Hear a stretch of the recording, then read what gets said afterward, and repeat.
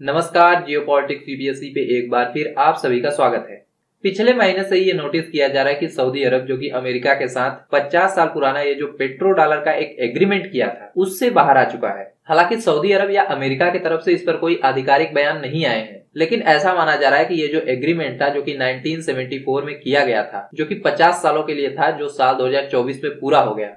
तो अब जब उसको सऊदी अरब रिन्यू नहीं कर रहा है तो ऐसे में माना जा रहा है कि सऊदी अरब इस एग्रीमेंट से बाहर आ चुका है और सऊदी अरब के ऊपर इस एग्रीमेंट की वजह से जो बाध्यता थी कि सऊदी अरब अपने क्रूड ऑयल को डॉलर में ही बेचेगा, उससे भी सऊदी अरब को छुटकारा मिला है। तो समझते हैं इस टॉपिक को इस वीडियो में डिटेल से कि इसका सऊदी अरब, अमेरिका और पूरी दुनिया के ऊपर इसका क्या असर पड़ेगा। क्या इससे डी डॉलराइजेशन को एक हवा मिलेगी, वैश्विक अर्थव्यवस्था और अमेरिका की इकोनॉमी के ऊपर इसका क्या प्रभाव पड़ सकता है, जानते हैं इस वीडियो में। लेकिन आगे बढ़ने से पहले यदि आपने अभी तक हमारे चैनल को सब्सक्राइब नहीं किया है तो हमारे चैनल को सब्सक्राइब, इस वीडियो को लाइक और बेल आइकन को प्रेस करना न भूलिएगा। तो सबसे पहले हम ये समझते हैं कि सऊदी अरब ने अमेरिका के साथ ये जो पेट्रो डॉलर एग्रीमेंट है इसको कब और किस स्थिति में किया था। तो देखिए, इसके लिए आपको 50 साल पहले जाना पड़ेगा कि उस समय वेस्ट एशिया में यानी मिडिल ईस्ट में क्या हो रहा था। तो 1973 में वेस्ट एशिया के रीजन में एक वार हुई जिसको यौम किपुर वार या अक्टूबर वार या रमदान वार भी कहा जाता है। यह युद्ध इजराइल और अरब स्टेट के बीच में 6 अक्टूबर से लेकर के 25 अक्टूबर तक चली थी। अब इस युद्ध की भूमिका बनी थी 1967 में, जो कि 6 डे वार के भी नाम से जाना जाता है, जब अरब स्टेट्स ने इजराइल के ऊपर हमले करने का प्रयास किया था और उस समय 6 दिनों में इजराइल ने इन सभी देशों को हरा दिया था। तो उसके बाद से ही ये सभी देश इजराइल के खिलाफ एक्शन लेने की सोच रहे थे। 1973 में जैसे ही ये युद्ध शुरू होता है इजराइल और अरब स्टेट्स के बीच में, जो कि इजिप्ट जिसको लीड कर रहा था, तो ऐसे में होता क्या है कि अमेरिका समेत कई वेस्टर्न कंट्रीज इजराइल की तरफ से युद्ध में आती हैं, यानी उसमें इजराइल को सपोर्ट करती हैं। जब अमेरिका और वेस्टर्न कंट्रीज इस युद्ध में इजराइल को सपोर्ट कर रही होती हैं तो ऐसे में ओपेक कंट्रीज अपनी मीटिंग बुलाते हैं और इस मीटिंग में वो फैसला लेते हैं, जो कि सऊदी अरब की अध्यक्षता में होता है, कि वेस्टर्न कंट्रीज को ओपेक कंट्रीज ऑयल की सप्लाई बंद कर देंगे। और जैसे ही ओपेक कंट्रीज के द्वारा ये निर्णय लिया जाता है तैसे ही वेस्टर्न कंट्रीज में ऑयल को लेकर के एक क्राइसिस बढ़ जाता है। इस क्राइसिस को संभालने के लिए अमेरिका सामने आता है और सऊदी अरब के साथ बातचीत करता है। और इस बातचीत में अमेरिका सऊदी अरब को ये आश्वासन देता है कि सऊदी अरब की जो इकोनॉमिक स्टेबिलिटी है और जो मिलिट्री सिक्योरिटी है इसका अमेरिका पूरी तरीके से ध्यान रखेगा। उसके बदले में सऊदी अरब को और ओपेक कंट्रीज को ये जो ऑयल की सप्लाई है वेस्टर्न कंट्रीज को उसको फिर से शुरू करना होगा, वो भी निर्बाध रूप से। साथ ही साथ अमेरिका ने इसमें एक और चालाकी की, सऊदी अरब को इस बात के लिए मनाने में कामयाब हो गया कि अब जो सऊदी अरब क्रूड ऑयल को एक्सपोर्ट करेगा, बेचेगा, उसको केवल अमेरिकी डॉलर में ही बेचेगा। और इसके लिए अमेरिका ने 50 साल का एग्रीमेंट साइन करवा लिया। और इस एग्रीमेंट में यह भी था कि जो भी रेवेन्यू सऊदी अरब क्रूड ऑयल को बेच करके डॉलर में कमाएगा उसका एक बहुत बड़ा पोर्शन सऊदी अरब अमेरिका में, अमेरिका के ट्रेजरी में इन्वेस्ट करेगा।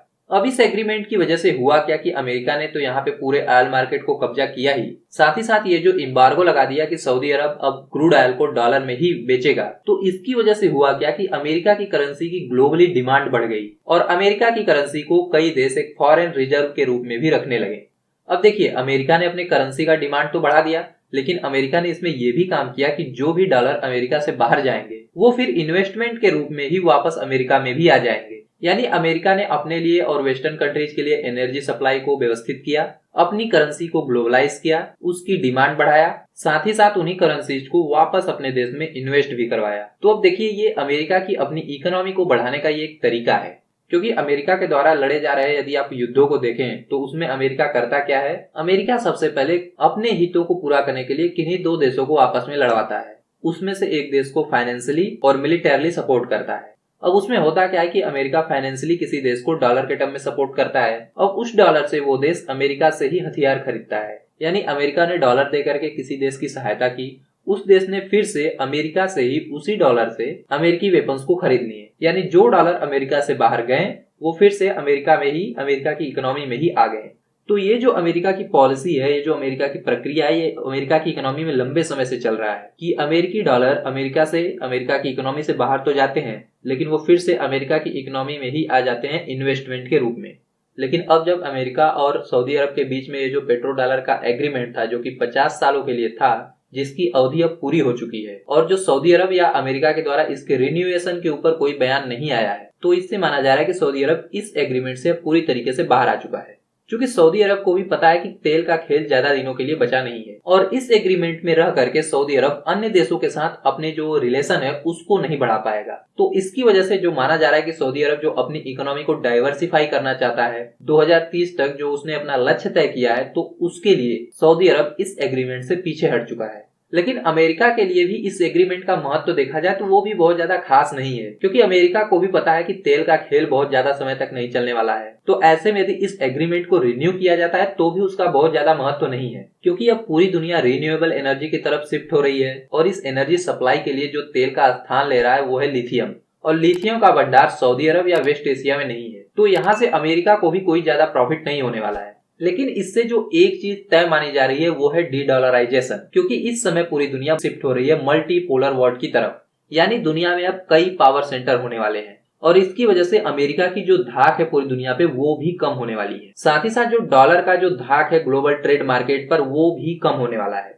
डॉलर की वैल्यू गिरने वाली है क्योंकि दुनिया के कई देश एक दूसरे से ट्रेड करते समय लोकल करेंसीज में ट्रेड करना ज्यादा प्रीफर करेंगे। तो ये जो डी डॉलराइजेशन का प्रोसेस है, हालांकि इस एग्रीमेंट से तो इसका कोई महत्व तो नहीं है, लेकिन इस एग्रीमेंट के टूटने की वजह से डी डॉलराइजेशन के प्रोसेस को एक पुश मिला है। इस एग्रीमेंट से सऊदी अरब के दूर होने से सऊदी अरब की इकोनॉमी के ऊपर ये इफेक्ट पड़ेगा कि सऊदी अरब अपने इकोनॉमी को डाइवर्सिफाई और अच्छे से कर पाएगा। डॉलर के रूप में फॉरेन एक्सचेंज रिजर्व का सऊदी अरब के लिए कोई चिंता नहीं होगी। डॉलर के अलावा अन्य कई करेंसी सऊदी अरब के फॉरेन एक्सचेंज रिजर्व में आ सकती हैं। इसके अलावा सऊदी अरब अन्य देशों के साथ जैसे भारत के साथ, रूस के साथ, चीन के साथ अपने रिलेशंस को और ज्यादा बढ़ाना चाहेगा ताकि इन देशों से सऊदी अरब में इन्वेस्टमेंट और ट्रेड आ सके। साथ ही साथ इससे अमेरिका के ऊपर जो उसकी निर्भरता थी वो कम होगी और इससे सऊदी अरब की ऑटोनॉमी बढ़ेगी।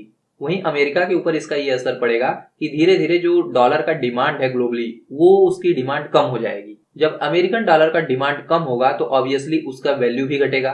तो जब उसकी वैल्यू घटेगी तो जो अभी dollar world primary reserve currency है उसका ये स्टेटस भी हटेगा। इसकी वजह से धीरे धीरे अमेरिका में और अमेरिकी इकोनॉमी में अस्थिरता आने की संभावना ज्यादा बढ़ जाती है। अब जाहिर सी बात है कि जब अमेरिका की करेंसी का वैल्यू कम होगा, दुनिया में उसको यूज कम किया जाएगा, तो कई अन्य करेंसीज भी उस गैप को भरने के लिए अवश्य ही आएंगी। हालांकि यहाँ पे आपको समझने की आवश्यकता है कि कोई भी करेंसी डॉलर का स्थान नहीं लेने जा रही है, यानी इस डी डॉलराइजेशन के प्रोसेस में फिलहाल के समय में डॉलर को कोई भी करेंसी रिप्लेस नहीं करने जा रही है। केवल डॉलर का उपयोग तेजी से घटेगा वर्ल्ड ट्रेड में और उसके बदले दुनिया के कई देश आपस में ट्रेड करते समय लोकल करेंसीज के उपयोग को बढ़ावा देंगे। यानी ये जो वर्ल्ड ट्रेड है जो आने वाले भविष्य में होने वाला है वो किसी एक करेंसी में नहीं होने वाला है, वो मल्टीपल करेंसीज में होगा और दो देश एक दूसरे से ट्रेड करते समय इन बातों का ध्यान रखेंगे।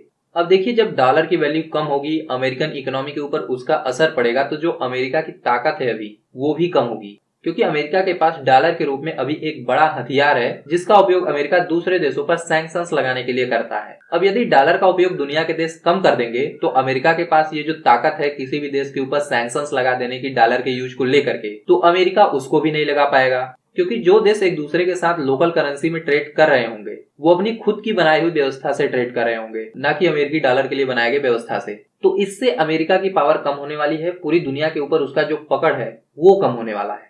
अब देखिए, इसका एनर्जी मार्केट के ऊपर भी बहुत कम प्रभाव पड़ने वाला है, क्योंकि मैंने आपको पहले ही बताया कि तेल का खेल केवल 5 से 10 सालों तक चलने वाला है। पूरी दुनिया रिन्यूएबल एनर्जी पर शिफ्ट हो रही है, लिथियम और हाइड्रोजन जैसे चीजों पर शिफ्ट हो रही है। तो यहाँ से जो वेस्ट एशिया का एनर्जी सप्लाई को लेकर के एक प्रभाव है पूरी दुनिया पे, वो भी कम होगा। इसके अलावा जाहिर सी बात है कि यदि अमेरिका कमजोर होता है, अमेरिका की इकोनॉमी कमजोर होती है, अमेरिकी डॉलर कमजोर होता है, तो इसका जियोपॉलिटिक्स के ऊपर भी बड़ा असर पड़ेगा, क्योंकि जाहिर सी बात है कि इससे नए ग्लोबल अलायंसेस बनेंगे और अमेरिका के अलावा कई अन्य देशों का दुनिया के ऊपर प्रभाव जो है वो बढ़ेगा। जैसे भारत, चीन और रूस, इन देशों का दुनिया के ऊपर प्रभाव बढ़ेगा। इसके अलावा डी डॉलराइजेशन का पूरी दुनिया के इकोनॉमिक पॉलिसी के ऊपर भी असर पड़ेगा, क्योंकि अभी के समय में क्या होता है कि यदि डॉलर की वैल्यू बढ़ती है या घटती है तो उसका पूरी दुनिया के करेंसी के ऊपर प्रभाव पड़ता है।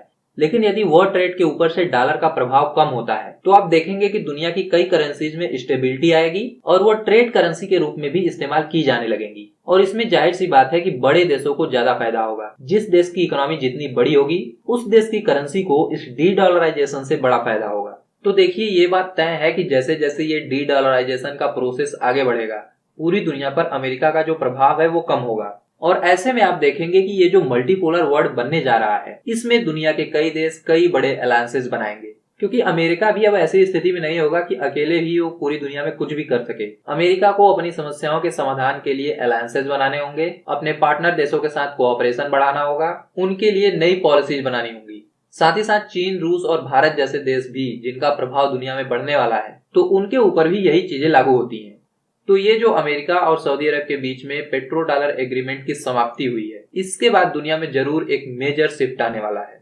पावर बैलेंस अमेरिका से खिसकने वाला है और यह पूरी दुनिया के लिए चैलेंजेस और अपॉर्चुनिटीज दोनों लेकर के आएगा। अमेरिका के सामने इसमें जो भी समस्याएं आने वाली हैं, ये उनकी समस्या है, लेकिन इसमें एक उभरता हुआ सा जो देश दिखेगा जिससे पूरी दुनिया को आशा होगी, वो होगा भारत।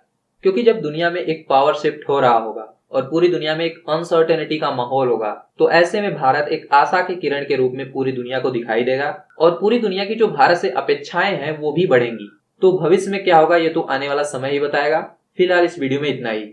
अमेरिका और सऊदी अरब के बीच में ये जो पेट्रो डॉलर का एग्रीमेंट जो कि लगभग समाप्ति की तरफ बढ़ चुका है, हालांकि इस पर अमेरिका या सऊदी अरब की तरफ से कोई ऑफिशियल बयान नहीं आया है, तो इसका जो पूरी दुनिया के ऊपर इफेक्ट होने वाला है, इस पर जो मैंने एनालिसिस किया है, तो आप इस संबंध में क्या सोचते हैं कमेंट बॉक्स में लिखकर बताइएगा। और जाने से पहले मैं आपसे कहना चाहूंगा कि यदि आप हमारे चैनल पर नए हैं या अभी तक आपने हमारे चैनल को सब्सक्राइब नहीं किया है, तो हमारे चैनल को सब्सक्राइब, इस वीडियो को लाइक और बेल आइकन को प्रेस करना ना भूलिएगा। मिलते हैं एक नए वीडियो में, तब तक के लिए नमस्कार।